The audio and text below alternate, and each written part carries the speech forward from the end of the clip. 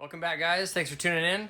Today we're going to pull this bike apart, take some of the bodywork off, and see if we can adapt the new front end of the bike to the first generation and also fit the new gas tank onto the first generation.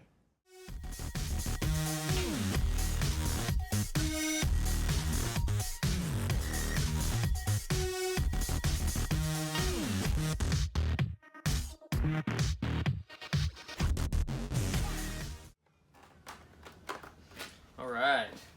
Well, the bike's definitely coming apart in bigger, cleaner pieces than the first generation. Looks like we have a new fairing stay to go with the new gauge cluster and new front end. Forks look nice.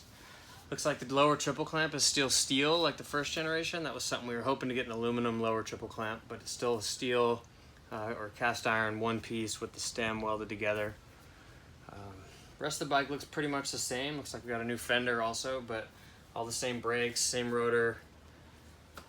Looks like a lot of the pieces are going to adapt from the first generation, so that's nice.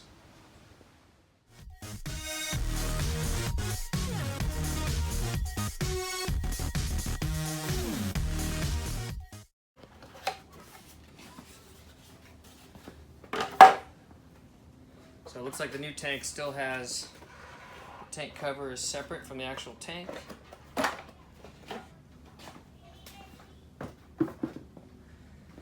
And it looks like the new model has the same mounting points on the front and the back as the last generation. So I think this whole tank, with the same connections on the bottom, I think this whole tank is going to fit right on the first generation R3. And we'll be able to use the new style gas tank with the old bike. But we'll see in a minute. Now I'm going to pull the whole front end of this bike off, triple clamps, forks, and everything, and see if we can play a little Frankenstein and fit that on the old chassis and kind of update the first generation bike into the second generation.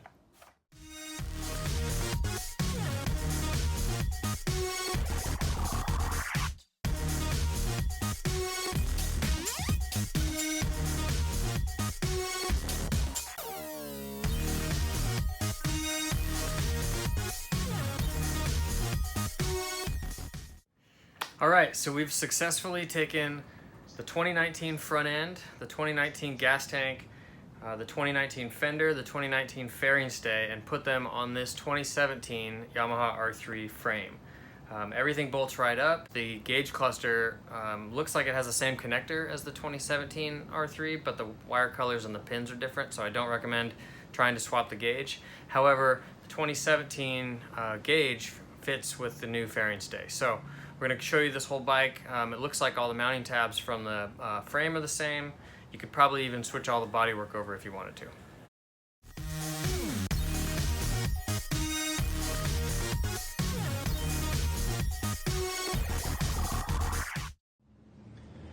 So here's just some quick dimensions. You see we've got a 47 millimeter upper fork mounting point. The tubes actually flare out to 51 millimeters for the lower triple clamp, and then we've got a 37 millimeter lower tube. So with the 2017 front end, we're at 22 pounds 13 ounces.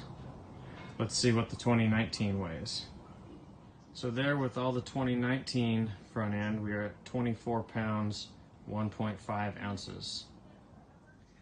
Okay, so we have both fork tubes apart now. The left fork tube has this primitive cartridge in it from Yamaha. And the right fork tube has something I've never seen before, probably just because I haven't worked on that many different bikes, but there's this little cap that I believe is pressed into the end of the lower fork tube that captures the rod and the spring. And there's no bottom bolt to take it apart.